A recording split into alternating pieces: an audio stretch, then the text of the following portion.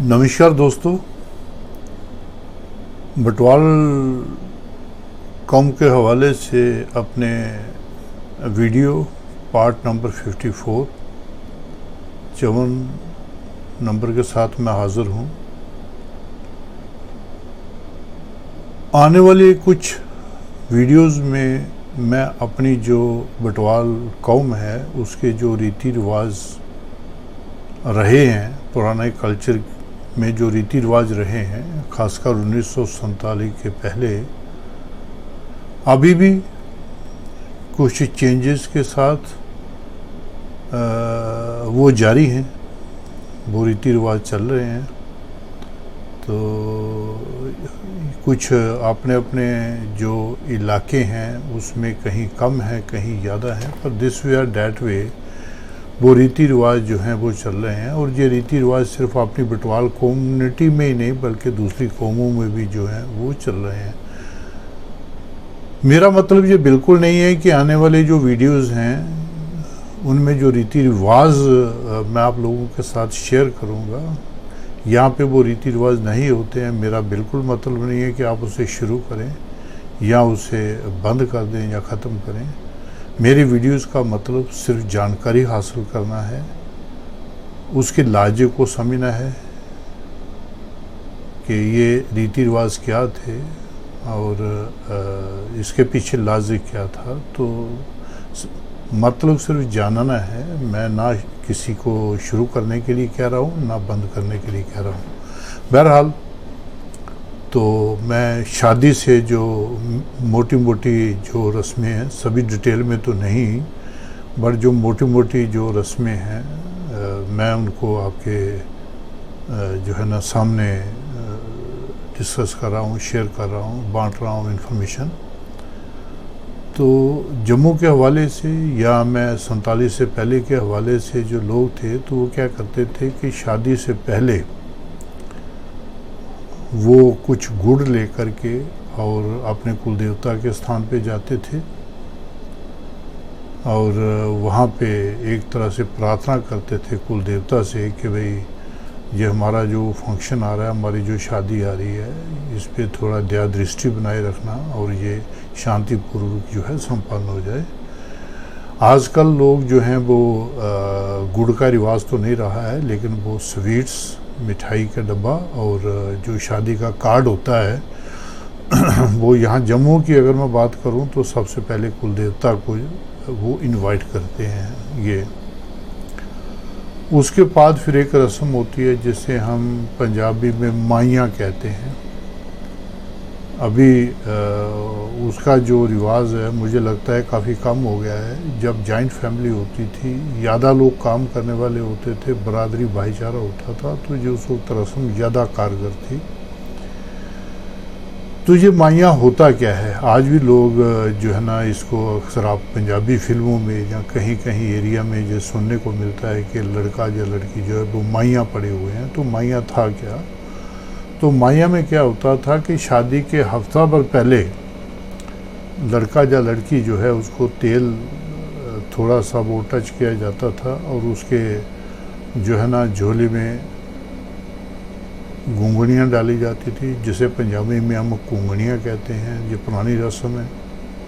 उन दिनों में जब ये इतने साधन नहीं होते थे तो कणक को उबाला जाता था और उसमें गुड़ या शक्कर मिलाया जाता था। इस तरह से जब वो मीठी हो जाती थी तो वो बांटी जाती थी। आजकल उसकी जगह पे जो है वो मिठाई बांटी जाती है। तो इस तरह से हफ्ता भर पहले जो है उसे ये कहा जाता है कि ये लड़का या लड़की अब माइयाँ पड़ गए हैं। तो इसके पीछे लाजी क्या है कि जो हम कहते हैं कि ये माइयाँ पड़ गया है। पहली बात तो ये है कि उस लड़के का या लड़की का बाहर निकलना रिस्ट्रिक्ट हो जाता है, और अगर वो बाहर जाएगा भी कहीं घर से तो उसके साथ कंपनी जो है ना वो होती थी। अगर लड़की है तो उसके साथ उसकी सहेलियां बाहर जाएंगी और अगर लड़का है तो उसके फ्रेंड्स साथ जाएंगे। इसके अलावा उसके छोटा सा वेपन, हथियार, कोई चाकू शुरू दी जाती थी उन दिनों में, जो कि अब नहीं है। तो बाहर अगर वो जाएगा तो कुछ थोड़ा बहुत हथियार वो साथ लेके जाएगा। अब वो हथियार क्यों लेके जाएगा? क्योंकि एक तो उन लोगों का मानना था कि अगर इसके पास ये लोहे की आइटम होगी, लोहे का हथियार होगा तो बुरी आत्माओं से बचा जाएगा, और दूसरे उस पर अटैक हो सकता है। जब ये पता चलता है कि इस लड़के की शादी उस लड़की के साथ होने जा रही है तो उस पर अटैक के चांसेस होते थे। तो ये एक बचाव का तरीका होता था। उसके बाद एक तीसरा लॉजिक ये था कि शादी, चूँकि सभी दूर दूर से रिश्तेदार हो गए हैं कि शादी का पूरा खर्चा उठाया जा रहा है, तो ऐसा ना हो कि ये लड़का या लड़की जो है वो घर से भाग जाए। तो एक तरह से उसके ऊपर सुपरविज़न रखी जाती थी। वो दोस्त उसके जाते थे, लड़के या लड़की को भी अंडर सुपरविज़न रखा जाता था, ये कहीं भाग ना जाएं। तो ये मोटा मोटा उसका जो था ना वो रीज़न था कि वो माइया क्या होता है और क्या उसके मेन जो है ना वो लॉजिक क्या थे उसके बीच में। इसके बाद जिस घर में शादी होती है तो वहाँ आम पत्तर जो होते हैं, आम के पत्तर जो होते हैं, उसको रस्सी में जो है ना वो थोड़ा सा बांध के तो घर में एक आध जगह पे रखा जाता है।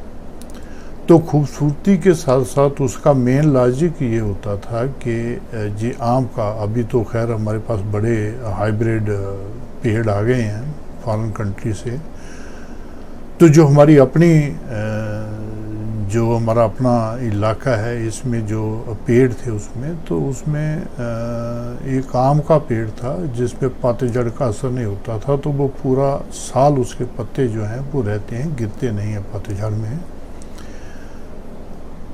तो ये एक तरह सा शुभ संकेत माना जाता था कि जिस तरह से इसके पत्ते गिरते नहीं हैं, उसी तरह ये घर भर जो है ये पूरा साल जो है ना इस पे खुशी रहे, खुशहाल रहे, ये इस पे कभी पतझड़ का साया न पड़े इस घर पे। तो ये एक शुभ संकेत के तौर पे जो है वो माना जाता था। इसके बाद एक तोरण बनाया जाता था। तो तोरण एक लकड़ी होती थी, उसके पास और थोड़ी सी ऊपर छोटी छोटी लकड़ियाँ लगा के ऊपर चिली जैसे बनाए जाते थे, और उसमें बबरू जो होते थे आटे के छोटे छोटे रोटियां बना करके, मीठी रोटियां बना करके उस पर रखी जाती थी, और उसको दरवाजे के ऊपर या छत के ऊपर, घर के छत के ऊपर रख दिया जाता था। तो एक तो वो बर्ड्स के लिए, जो ये आपके पंछी हैं वो खाते थे, एक शुभ माना गया है, और दूसरा ये एक आइडेंटिफिकेशन होती थी उस घर की कि इस घर में जो है वो शादी है। इसके अलावा मेहंदी की रस्म आज भी जारी है। आजकल एजुकेटेड काफ़ी फैमिलीज देखिए मैंने, लड़के लड़कियां नहीं लगाते हैं, बट उस टाइम पे शायद इसकी ज़रूरत थी। तो दो तरह की मेहंदी जो है वो लगाई जाती थी, शायद कहीं आज भी लगाई जाती है। एक चोरी की मेहंदी होती है, और एक वो मेहंदी जिसमें जो मोहल्ले की लेडीज़ वगैरह हैं वो आकर के एक बाकायदा फॉर्मल फंक्शन के हिसाब से उसको जो मेहंदी लगाते हैं। तो मेहंदी जो है उसका मेन जो कारण है वो मेकअप, खूबसूरती के साथ साथ ये था कि ज़मींदार लोग थे, पाँव की और हाथ की जो बवाइयाँ हैं वो फटी होती थी, हाथ पैर फटे होते थे, तो ये एक तरह से वो कमी पूरी हो जाती थी, खूबसूरत दिखना लग जाते थे। तो वो जो हाथ पैर फटे होते थे तो वो जो है ना वो दिखाई नहीं पड़ते थे उन दिनों में। तो ये एक मेकअप का काम करती थी जो मेहंदी है। तो इसके अलावा शादी में जो सांत, मेहंदी के बाद सांत होती थी, तो सांत में एक जगह मुकर्रर की जाती थी घर में, जिसको हम अपनी भाषा में दरगास कहते हैं। तो उसमें खूबसूरत रंगों से चित्रकारी की जाती थी, जिसमें लड़का या लड़की के बैठने के लिए वो जगह मुकर्रर की जाती थी। आजकल मैंने देखा है कि काफ़ी घर हैं, तो उन घरों में क्या है कि लोग जो हैं वो उसमें रहते हैं, किराए पे रहते हैं, तो वहाँ पेंट की वजह से वो अलाउड नहीं है। तो वहाँ पे लोग कागज़ में वो बना करके वो जगह जो है ना वो फिक्स कर देते हैं कागज़ में, बट वो अभी भी रिवाज है। तो एक तो उसमें वो था, उसमें लड़के लड़की की एक जो लोकल औरतें हैं वो बनाती थी, फ़ोटो बनाती थी, उसमें डोली जो है उसकी वो बनाई जाती थी। तो ये जो है वो रस्म थी एक साथ की पूजा स्थान तक। दूसरे वीडियो में इससे आगे कंटिन्यूशन में हम लोग चलेंगे। तब तक के लिए थैंक्स।